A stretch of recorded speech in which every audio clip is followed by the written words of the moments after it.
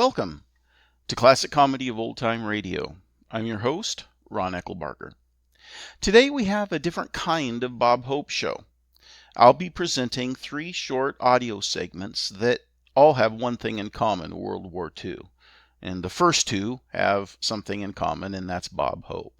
Now, the first segment that I'm going to air was originally broadcast on June 6, 1944. For those of you who know your history, that was the D-Day invasion of Normandy by the Allies. Now, it was supposed to be the final Pepsodent show of the season, and they were going to have that regular full-length episode, but all that was changed due to that D-Day invasion of Normandy. Now, the next is a show put on by Bob and the gang somewhere in the South Pacific. We don't know where, because fighting was still going on and they didn't want the enemy to know exact locations. But we do know it was at an Army hospital somewhere in the South Pacific where Bob Hope and his team entertained soldiers and Marines who had been injured in the Saipan, Tinian, and Guam campaigns. Now, the campaigns for those 3 islands began at differing dates, but basically they lasted from June 15th to August 10th. So we don't have a firm date on when this was broadcast. A number of people say it was August 8th, some say it was August 9th, but I think we can be safe to say it was somewhere right around that August 10th mark. Now, the last segment that I want to play does not contain anything from Bob Hope, but I think it will give some context, at least, to what was going on D-Day. And this is news coverage of the first official Allied announcement of the D-Day invasion. Now, for all of these clips, the sound quality can get a little rough, but remember the conditions in which they were initially broadcast. You had shortwave coming in from England, you had shortwave from the South Pacific, so a lot of the quality isn't the greatest, but I think you'll still be able to enjoy these episodes that I'm bringing to you. Now, I won't have any closing statements at the end of the show, so simply prepare yourselves for a ride back to 1944. Continuing NBC's coverage of the invasion news of D-Day, the following program will be interrupted without delay to bring you the latest invasion news. Keep tuned to this station.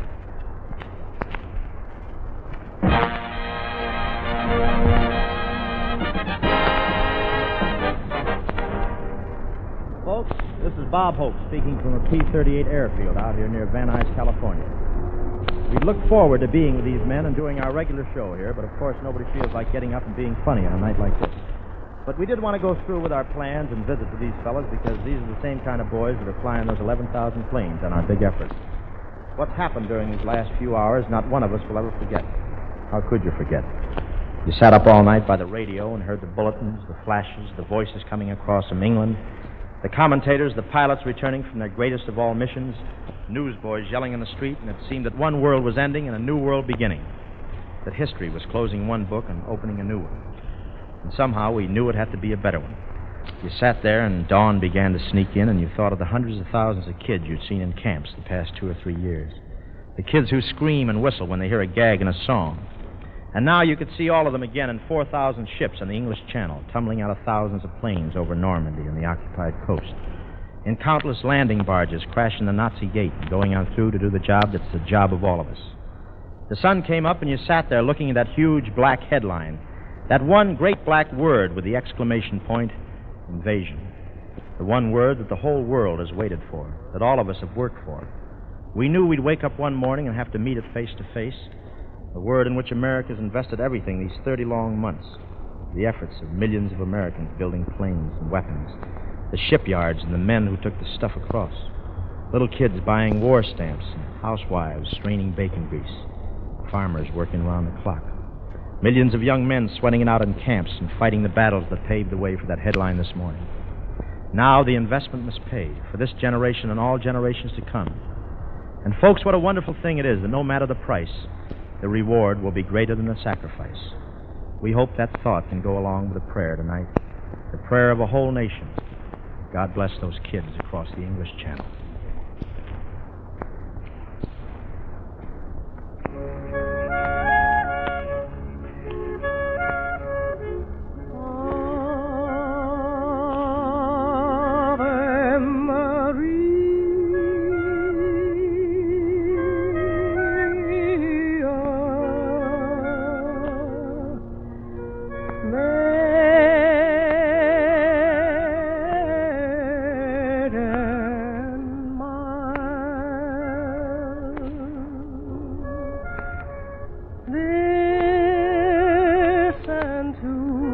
A maiden's prayer.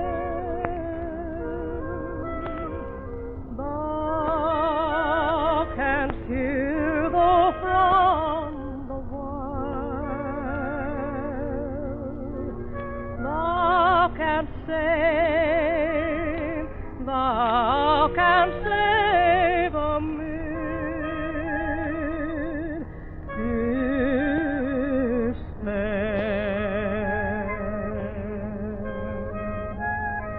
safe may we sleep beneath thy care, though banished, outcast and reviled.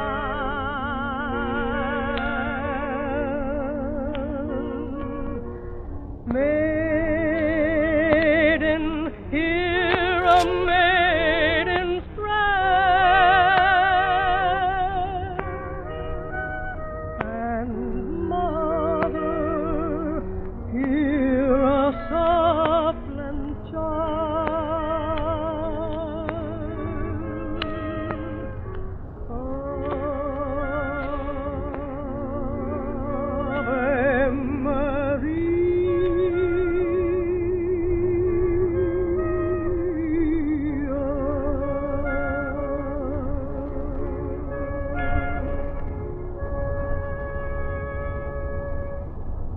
Thank you, Francis Langford. Well, folks, it's old Lang Syne time with all of us here tonight. The last show of a season that's given us a lifetime of memories. We'd like to thank all the people who've given us those memories, but the list is longer than a roller towel. The top of the list are kids like these here at Van Nuys and in camps all over America. Right beside them are you folks out there in the homes these kids are fighting for. And I'd like to thank the swell gang who helped us hang this Tuesday night show together. Yes, sir. The last program of the season. And a couple of days ago, maybe that would have seemed important to us. But General Eisenhower and America's Finest open a new season with a new show that tops anything on earth. A new season for freedom and a show that's playing the four corners of the globe. And when that show is over, freedom's enemies will never open again. Let's all hope and work and pray that it may be a short, successful season. Folks, we'll be seeing you again next year. And the best of the best to you and your boys across the sea. Good night. Tonight, the Bob Hope Show has come to you from the Metropolitan Airport, Van Nuys, California. Our host has been the 4th Air Force Command, Major General William E. Lynn, commanding. This is Wendell Niles speaking and returning you to our main studios in Hollywood. This is the National Broadcasting Company.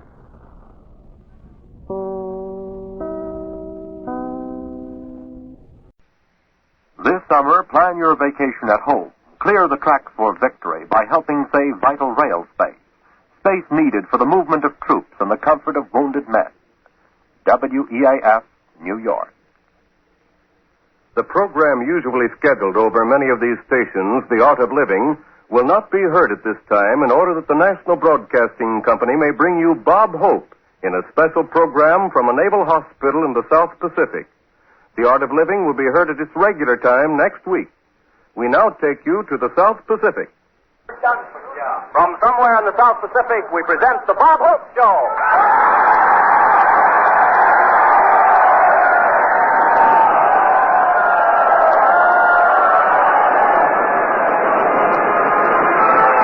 Here on this Sunday morning, before nearly 2,000 wounded veterans of the Saipan, Tinian, and Guam campaigns of the Fleet Hospital on the edge of a coconut grove somewhere in the South Pacific, is Bob Hope and his USO troop. Ladies ladies and gentlemen, these wounded men have been through many bitter campaigns. What they're going to face now is ridiculous. Here he is, Bob Hope.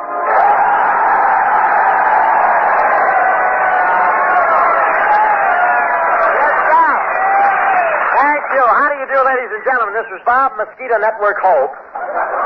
Thanking you boys from Guam, Tinian, and Span for making the Japs take it on the lam. Yes, sir. Isn't it wonderful what you can do on Spam, huh? Well, here we are on this beautiful, romantic South Pacific island. Boy, aren't these islands pretty? Wait till I see that Dorothy Lamour. What a lie. But I really hope you enjoy our show today. We have a nice show here with Francis Langford, Jerry Colonna, Tony Romano, Patty Thomas, and Barney Dean. I know you'll enjoy the girls. You remember girls? Yes, sir. They're doing very fine. In some of these islands we visit, these girls have been the first to land. Won't Eleanor be mad, huh?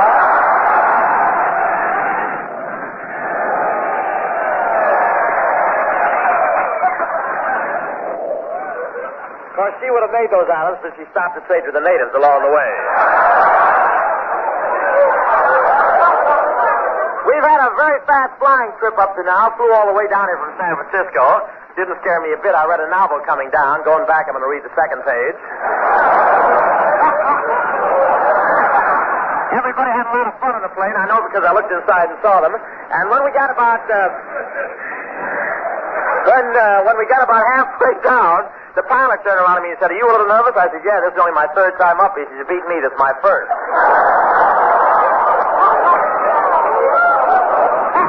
I said, "It's a little rough out there. Don't you think we ought to have parachutes?" He said, "Don't be silly. The ones with parachutes jumped an hour ago."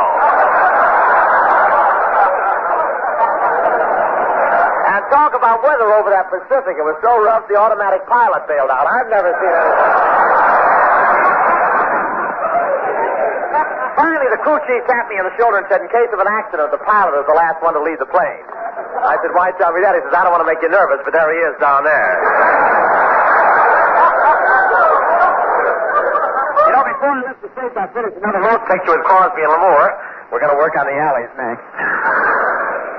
That Lamour. 10 weeks with Lamour, and I got money, too. So think what that cost me in vitamin pills alone. Just think. And, of course, you all know Crosby, Sinatra's father. He's doing very, very well.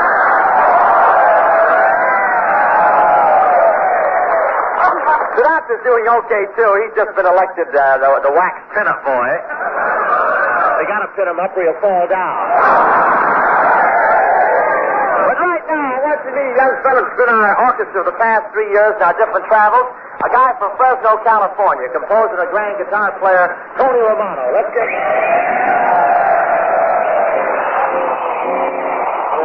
This is the Army, Mr. Jones. No private room or telephone. You've had your breakfast in bed before, but you can't do that here anymore.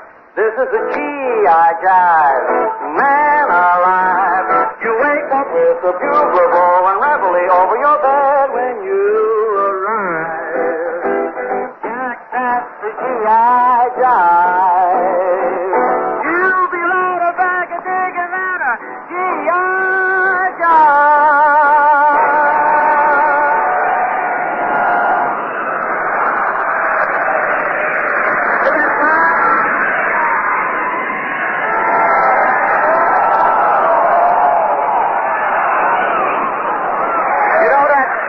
Another if I ever heard one. Francis Langford, how are you, honey? I'm fine, Bob. Oh, that's well. You having a good trip? Oh, it's so exciting, and the boys have been so wonderful to me.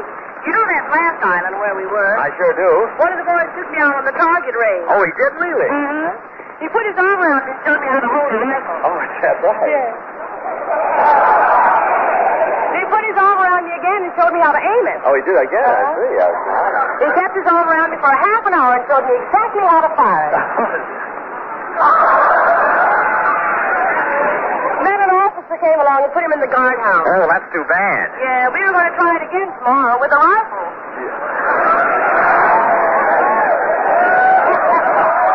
Boy, they have all kinds of rackets down here, don't they? Well, you know, Francis, these boys have a rugged time down here, but I still wish I was one of these fellas. I want to tell you that. I mean...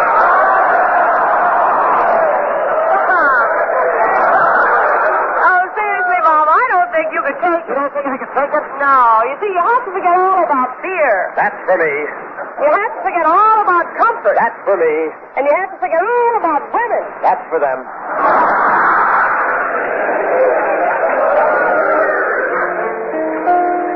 I'll be seeing you in all the old familiar places that this heart of mine embraces all day through.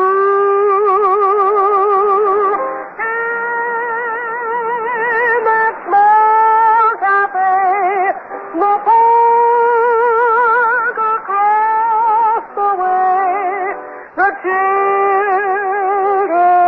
carousel, the chestnut trees are wishing well. I'll be seeing you in every lovely summer's day, in everything that's bright and gay. I'll always think of you that way. I'll see you in the morning sun, and when the night is new, I'll be looking at the moon, but I'll be seeing you.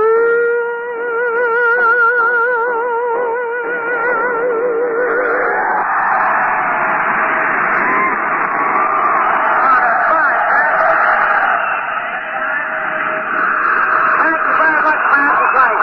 You know, it's great being at this hospital today.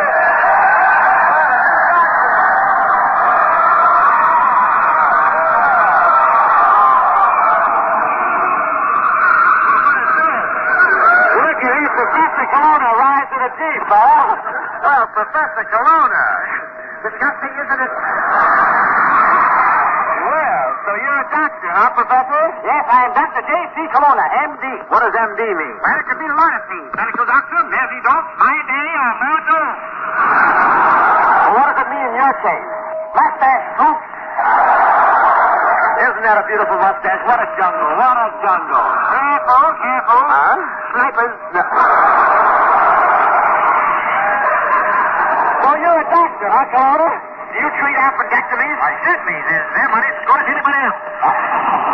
You're a doctor. I think you're nothing but a quack. A what? A quack, quack, quack. Very interesting. You have web teeth, too? Professor, why is your brain always going up your well? Well, hold on, man. Hard time. For 2 years after I was born, I led a dog's life. For 2 years after you were born, you led a dog's life. Why was that? Old man thought I was a cocker spaniel. Well, what'd your father do when he found out you weren't a dog? Maybe pick up their balls and get them back. I was very embarrassing having him think I was a spaniel, Hope. Once he even took me down and entered me in a dog show. It was very embarrassing. Why was it embarrassing? I won first place.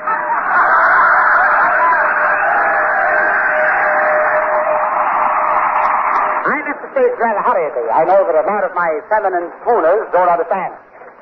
Luckily, Crosby and Tanaka are standing in for me during my absence. So until I return, I say...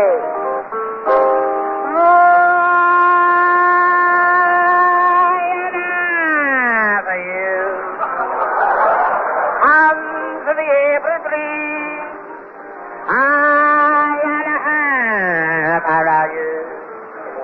echo the hill.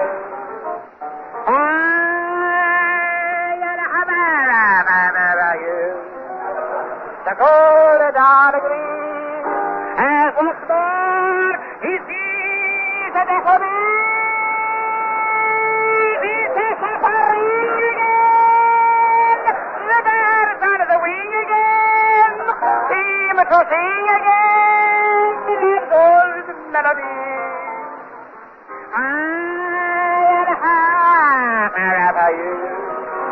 It's the song of songs, song of songs, song of melody, a broken memory of never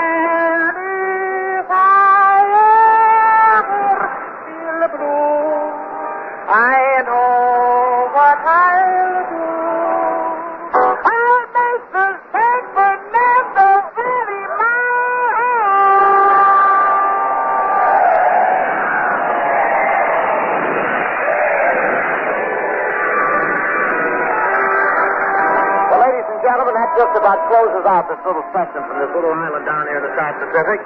I wish all of you could have been with us for these past 5 weeks. What a privilege to see our American boys with one thought in mind, to keep island hopping till they land on Tokyo, so they can make that most important hop in their lives, that big hop back to Uncle Sugar.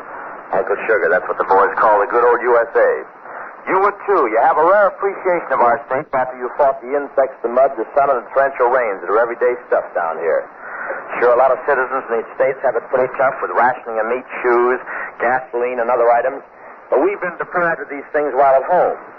How would you like to be deprived of these things while crouched in a foxhole, ducking that lead with your initials on it? Where a bottle of Coke or a beer is a luxury and hot water and linen is a dim memory and your bathroom just ain't. I wish you could see the doctors and the nurses and ward boys working for days as though they were hours, patching up our heroes who have made the sacrifice of blood and limb, all showing a rare courage and a spirit that is typical of our American citizenry. We've seen kids smile for the last time and other boys spending long, monotonous, pain-filled hours fighting for their lives after fighting for yours. Ladies and gentlemen, it might surprise you to know that these boys who have made the sacrifice are also buying bonds. Think it over. Good night.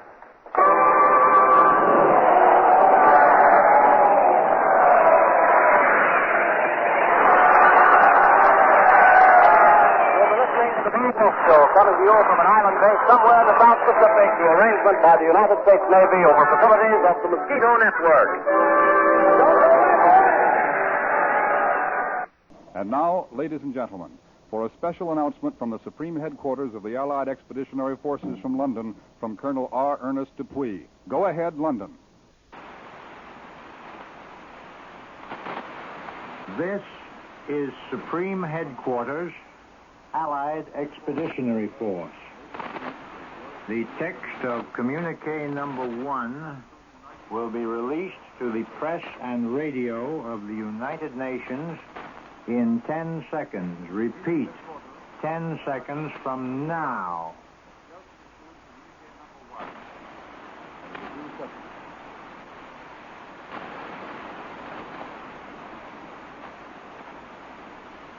Under the command of General Eisenhower, Allied naval forces, supported by strong air forces, began landing Allied armies this morning on the northern coast of France.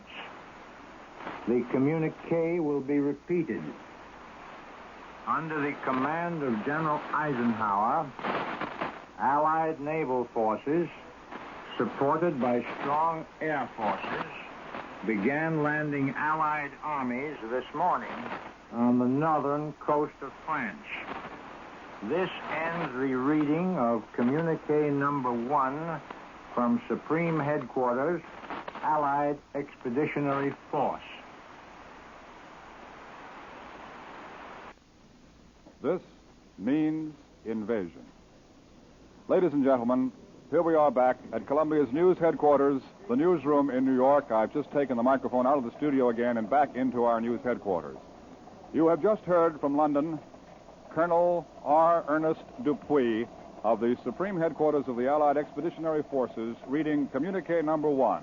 Everything to this point has been German reports, and Communique number 1 now says, under the command of General Eisenhower, Allied naval forces, supported by strong air forces, began landing Allied armies this morning on the northern coast of France.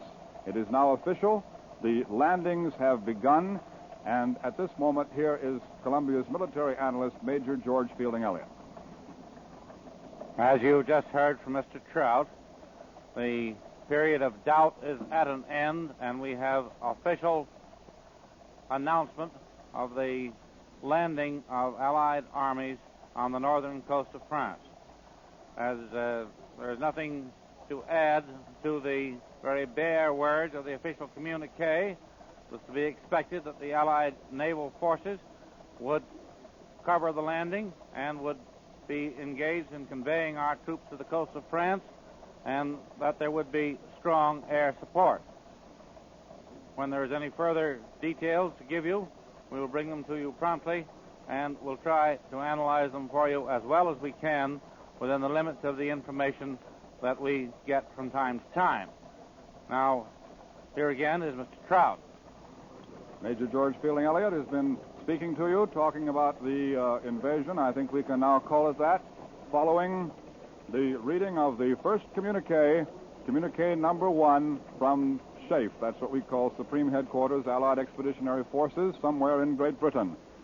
Rather strangely, just before we switched to London to hear the first communique, we were making this informal tour of the Columbia newsroom, which began at 3 o'clock in the morning, 35 minutes ago. I was standing here in front of the OWI machine and telling you that while all the other news services, the UP, AP, INS, Reuters, all the rest, were sending out all these reports and from Europe, about the German reports, the OWI, which confines itself to official news, sends us the text of the communiques and all that sort of thing. The OWI was printing almost nothing, and since the beginning of the day, since midnight, the OWI had put on only one bulletin, or rather one dispatch of any kind, saying that the Romanian radio reported enemy planes over Belgrade.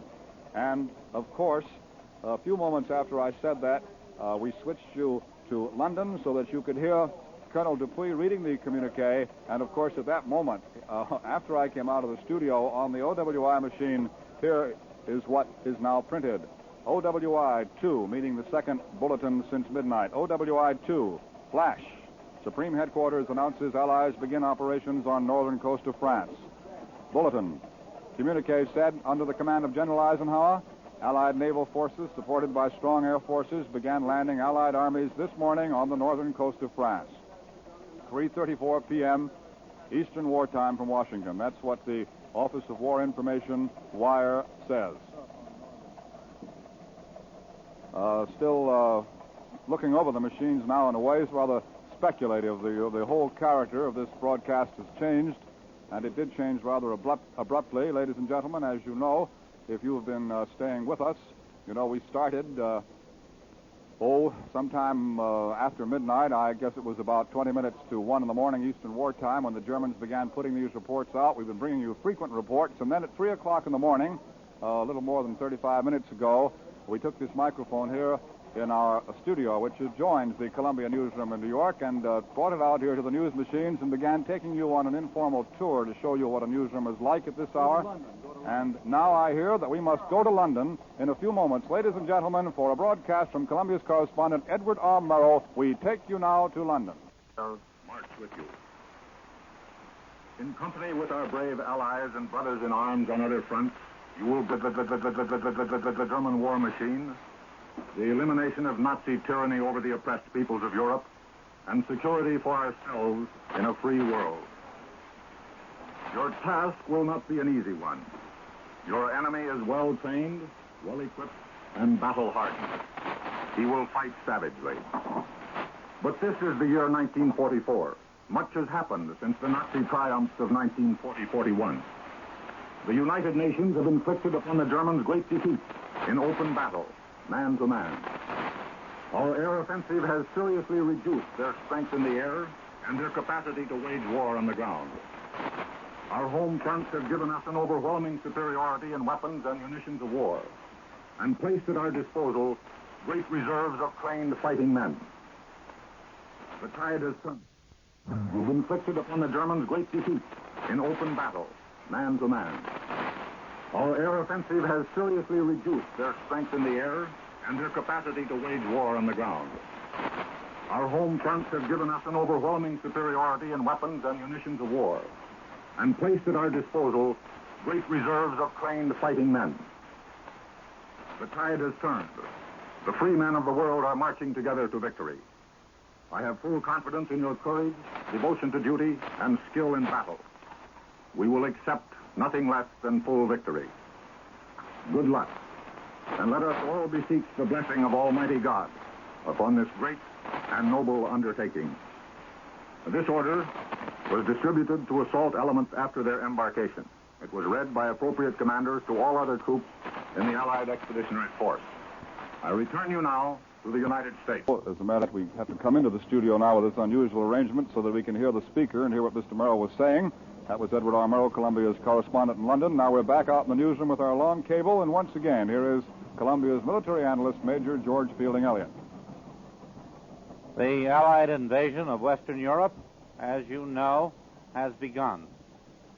Such an operation carrying thousands and hundreds of thousands of troops across water to land them on a hostile shore is one of the most dangerous of all military operations. There have been few such vast military amphibious operations in all history. Some have failed, but some have succeeded. And no such operation has ever been prepared with the thoroughness of this Allied landing on the European continent. The Allies have been getting ready for it for years. The British have been looking forward to this day ever since Dunkirk. And the moment the United States got into the war, our military leaders realized that the main road to the defeat of Germany lay through the occupied lands of Western Europe, and they began to plan accordingly. Our leaders have also realized that they must strike with overwhelming force. In some military operations, an initial repulse might have little effect, but in this European invasion, it might be fatal, for it would be a disastrous blow to the morale of the people of the conquered nations. So, the plans for the invasion were more complex and more complete than any that military strategists have ever had to work out before. Germany's dash across the Low Countries and France was simple in comparison. So was the German attack on Russia, vast as that operation was. The Allied landings in North Africa and in Sicily involved similar problems to this one, but they were on a far smaller scale. The opposition was much lighter. Nevertheless, the experience gained in these operations has been invaluable in planning for this one. We don't know as yet the details of the first landing operations, but usually an invasion force strikes in 3 waves. First comes the assault force, which is composed mainly of infantry, supported sometimes by light tanks, and usually also including assault engineers. Its job is to strike quickly, to break up initial enemy resistance, and to secure a foothold on the shore. Before it can land, have the support of bombing and fighting planes and of naval artillery. And you will remember that General Eisenhower's first communique emphasized the strong naval and air support which our landing was receiving.